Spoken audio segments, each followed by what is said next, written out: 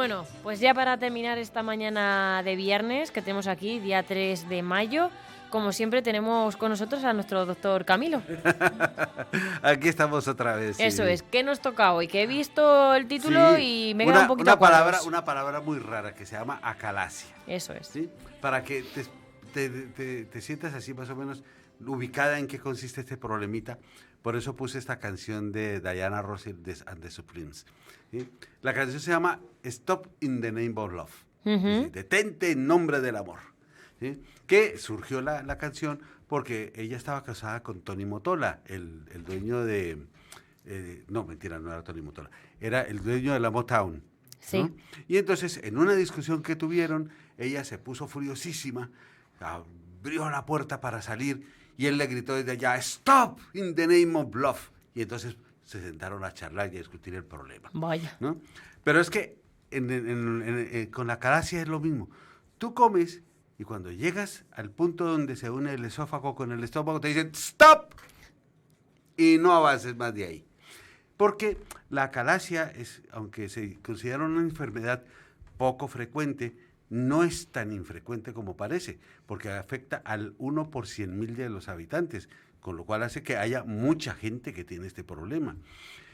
Y el problema es que en algún momento dado los alimentos se quedan atascados, no pueden pasar de la unión entre el esófago y el estómago. ¿Sí?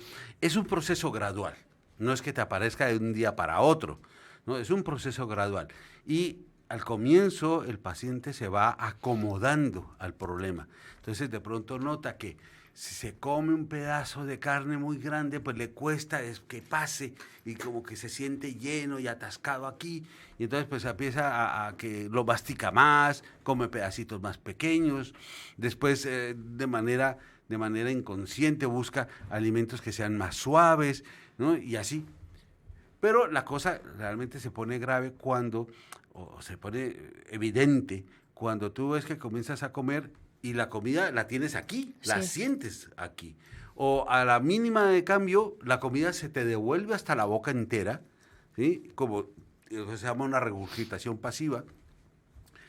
O cuando ves que de pronto, con cosas suaves, digamos, la miga del pan, ¿sí? O un pedacito de queso, o cosas así por el estilo, ya como que... Mira, yo he visto pacientes dando brincos así, pum, pum, para ver si bajaba la comida, para ver ¿no? si baja la comida, ¿no? Y más adelante, pues tú ves que ese mismo fenómeno ocurre con los líquidos, porque mucha gente dice, bueno, pues me lo voy a bajar esto y me tomo un poquito de algo para que lo empuje y lo vaya bajando, ¿sí? Pues eso es un proceso que puede llevar a veces muchos meses o muchos años en aparecer. Pero cuando tú buscas en cualquier parte, en la web, en la Asociación Española de Digestivos, o así, siempre todos hacen referencia a lo que se llama la acalasia clásica. La acalasia clásica es un fenómeno mixto entre un fenómeno neurológico y un fenómeno motor del esófago. Tú sabes que cuando tú comes, ¿sí? Se abre una puertecilla que tapa a las vías respiratorias, ¿sí? Y entonces deriva siempre la comida hacia el esófago. Y el esófago se comienza así a empujarlo para que llegue al estómago. En el punto de unión hay un anillo muscular que debe abrirse, ¿sí? Para dejar pasar esa comida hasta el estómago y después volver a cerrarse para que lo que hay en el estómago no se devuelva hacia arriba otra vez. Que ya lo verás que muchísimas veces eso no funciona así porque no es un esfínter que sea muy fuerte. Entonces cualquier aumento de presión abdominal hace que el esfínter se abra y entonces cuando tú tienes las agrieras, los ardores, el sabor ácido en la boca y toda esa cuestión. ¿Ves? Entonces esa actividad peristáltica del esófago se pierde porque los nervios que hacen que funcione el esófago se dañan. Entonces, al dañarse no se produce ese tipo de fenómeno. También puede ser que en algunos momentos las fibras musculares pierden tonicidad y entonces no son capaces de empujar y el esfínter no termina por no abrirse, ¿sí? Simplemente porque no recibe el estímulo adecuado. Con el tiempo pueden pasar dos cosas. O ese fenómeno que te he descrito, ¿sí? En que aparece el atasco gradual de los alimentos, o aparece otra cosa que se llama el megaesófago. Es bastante raro, pero puede aparecer, en el cual, como no logro que las cosas se desocupen en su momento oportuno del esófago hacia el estómago, pues me voy agrandando. Y voy haciendo como una especie de bolsa cada vez más grande y acumulo de los alimentos y que pasen ellos cuando quieren, ¿no? Al ritmo que les dé la gana. Eso es la acalasia clásica, ¿sí? La que siempre vas a encontrar descrita en los libros. Hay otra forma de acalasia más o menos cercana a la acalasia clásica que puede aparecer con otras enfermedades. Entonces, esas otras enfermedades puede ser, por ejemplo, cualquier tipo de trastorno neurodegenerativo que tengas en el cuerpo. Por ejemplo, cualquier enfermedad que produzca alteración de los nervios periféricos, con los cuales la musculatura va perdiendo fuerza, o aquellas enfermedades degenerativas con las cuales el cuerpo va perdiendo fuerza en términos generales, o, por ejemplo, con enfermedades que pueden producir alteración de la musculatura en general, como es por ejemplo la esclerodermia, en el cual el esófago se vuelve rígido y entonces tampoco cumple con ese tipo de función. Aparte de esa, hay una muy particular que aparece en algunas partes de América Latina, que es porque un bichito que te pica y te produce una cosa que se llama la enfermedad de Chagas. Sí. ¿Sí? Que te infecta con el Trypanosoma cruzi, y el Trypanosoma cruzi, entre las muchas cosas que puede producir dentro del cuerpo, produce esa pérdida de fuerza muscular que hace que la cosa funcione. ¿Sí? Ahora, el diagnóstico en principio es muy simple, muy simple. Tú llegas y te dice un paciente que, mira, es que a veces como que me atasco, a veces como que se me vuelve la comida, otras veces como que siento una cosa ahí que me llega a la boca y no sé exactamente qué es. Y tú le mandas pedir un esofagograma, que es una radiografía muy simple. ¿Sí? Tú le dices al paciente que se tome un vasito de una cosa asquerosísima que se llama bario. Y eso que le han puesto saborizantes y toda la cosa. Sí, pero hay veces que es peor, ¿eh? No, pero es que es horrible, sabe asquerosísimo. Y entonces te hacen lo que se llaman unas radiografías dinámicas. Tú vas viendo en el fluoroscopio cómo se produce el efecto de la deglución, por si es un problema de que tienes algún trastorno en la deglución. Tú sabes que pasarse uno un trago de algo no es tan sencillo como parece. Como parece. Se requieren 100 actividades neuromusculares al mismo tiempo para que te tragues algo. Madre mía. Por eso es que cuando tienes una enfermedad neurológica, uno de los primeros síntomas siempre es un trastorno para deglutir, porque se puede afectar cualquiera de esos 100 movimientos osteomusculares que deben estar sincronizados, ¿no? Entonces después se ve cómo se va bajando el bario por el esófago y termina, en lugar de ser un paso limpio como un tubito recto hasta el estómago, tú lo ves que termina en una especie de punta que se describe esófago en pico de bario, en pico de ave, en pico de pájaro, porque parece así, como el piquito de un gorrioncillo, una cosa así, aparece así. Entonces el diagnóstico es facilísimo, ¿sí? Cuando tú le haces una endoscopia al paciente, pues lo que ves es que no tiene mucha peristalsis, que ves que se acumula el líquido y ves que al intentar pasar el endoscopio hacia el estómago, pues hay una resistencia mayor a la esperada y entonces el diagnóstico también es relativamente sencillo. Que todavía quiere ser así, digamos, un médico súper chachipiruli, súper guay, ¿no? Entonces vas y le haces una cosa que se llama una manometría esofágica, ¿sí? Entonces le metes un aparatico que mide las presiones que hace el esfínter, la presión que hace el esófago, la presión que hace el estómago, y eso tiene unos márgenes de normalidad, y si no están en esos márgenes de normalidad, pues la cosa no funciona, ¿no? Y entonces cuando dices, este señor tiene una acalasia clásica, una acalasia, y entonces ya tendremos que pensar en cómo lo vamos a tratar. ¿Mm?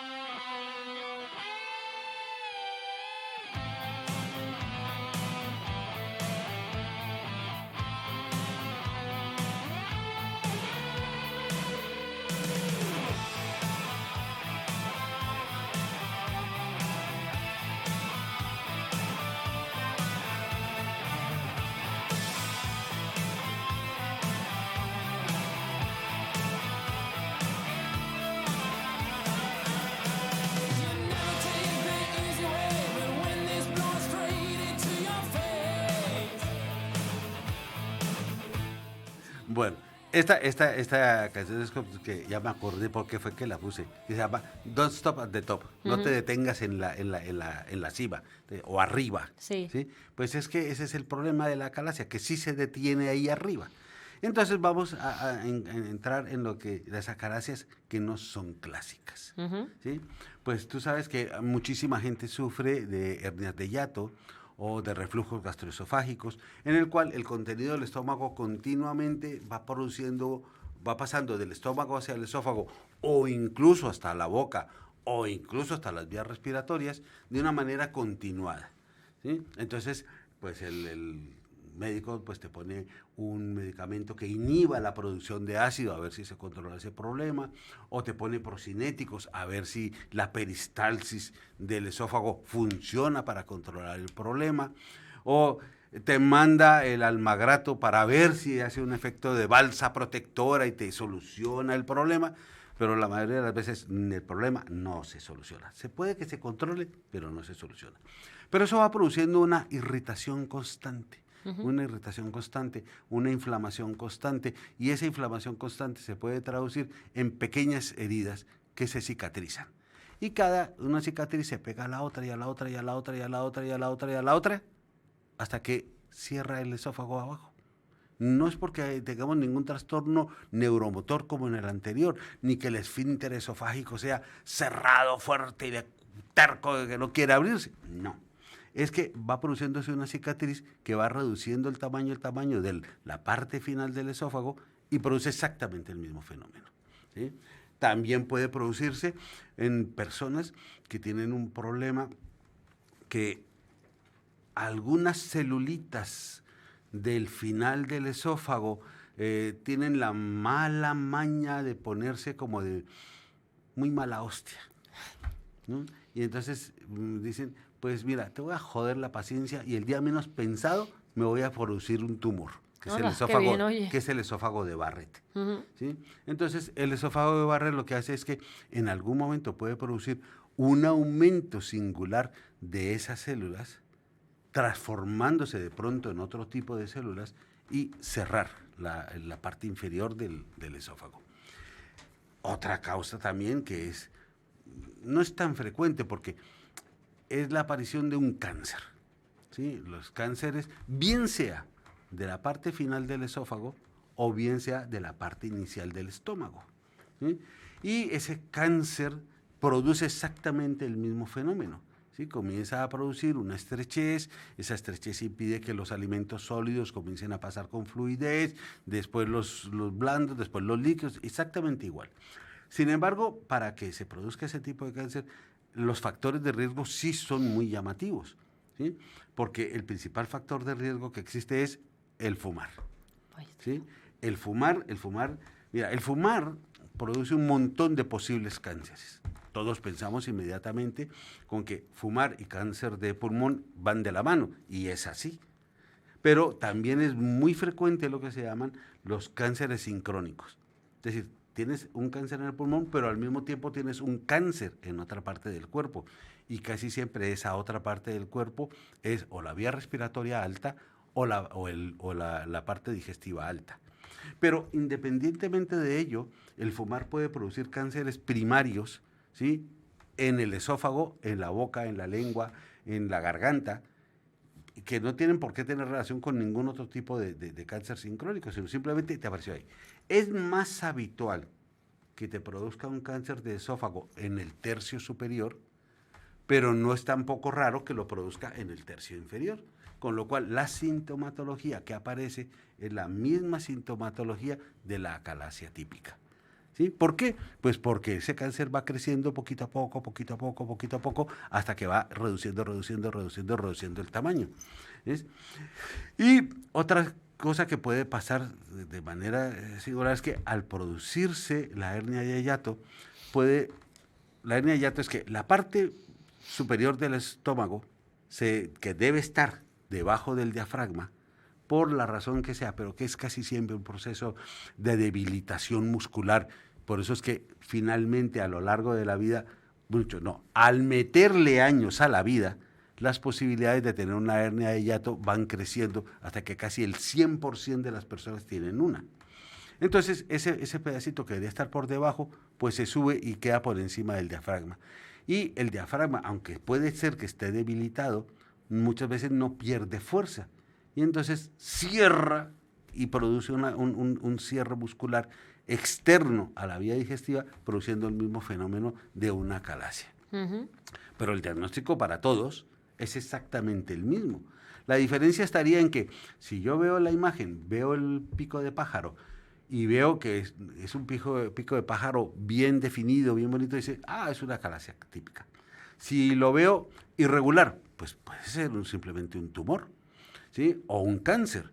O si lo veo con ciertas formas lineales, pues entonces uno dice que parece como un tubo estrecho, rígido, como si fuera de PVC, Sí. ¿no? Pues entonces dice, pues estos son cicatrices. Entonces, sí, y ya es cuando la endoscopia, al hacer las biopsias, tomar las muestras, te aclara cuál de todas esas posibilidades es, ¿no? Entonces, ahí es donde la cosa dice, bueno, ¿y qué vamos a hacer con esta persona? Pues tú supongas que tumores aparte, pues lo que tienes es una calasia típica o una fibrosis del tercio final del esófago, lo que sea, pues no tienes sino realmente dos posibilidades. La que casi siempre se utiliza, que es llegar y meterte unas bolsitas de mercurio, o antiguamente eran con mercurio, para que se produzca la dilatación, volver a abrir a las malas esa estrechez para que los alimentos puedan volver a pasar.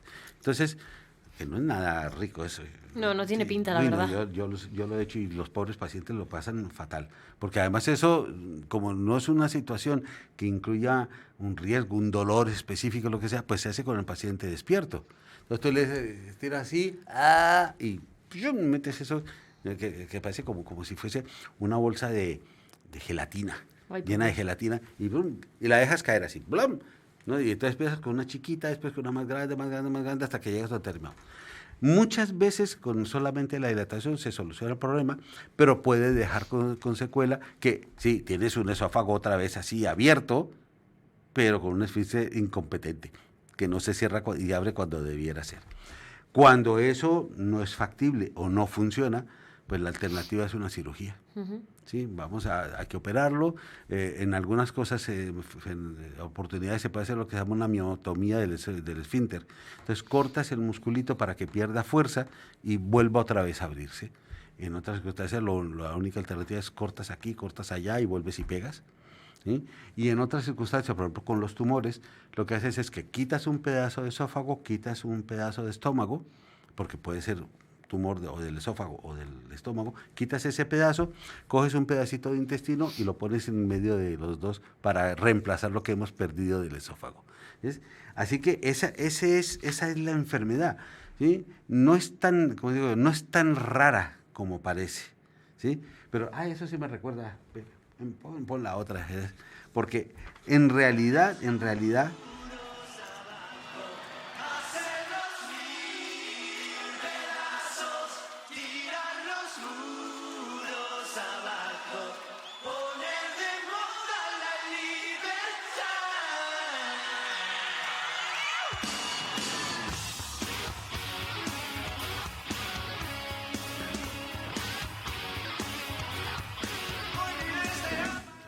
Esta tampoco me suena. Este se llama Tirar los muros abajo, romper las barreras, de un cantante que fue un ídolo del rock latinoamericano que se llamaba Miguel Mateos. Pues no, sigue sin sonarme. Aquí no sonó, aquí sonó algo, pero no sonó mucho, ¿sí?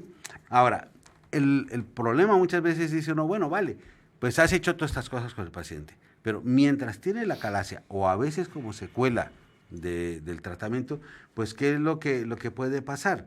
Pues puede pasar que tenga un reflujo tan fuerte, tan permanente, que puede producir enfermedades respiratorias muy severas por una cosa que se llama broncoaspiración.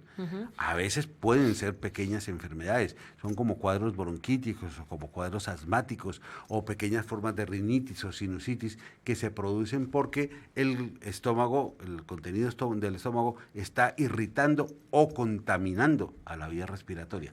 Pero hay veces que sí que puede producir unas broncoaspiraciones muy severas y producir una neumonía colitis por aspiración, que pues es un cuadro muy grave. Entonces son pacientes a los cuales tienes que enseñarle a tener una serie de cuidados al comer. Por ejemplo, si con un paciente con reflujo normalito le dices, hombre, no te tires a echarte a la siesta hasta que no ha pasado siquiera media hora después de haber comido, pues con esto es que ya es una regla inamovible, ¿sí?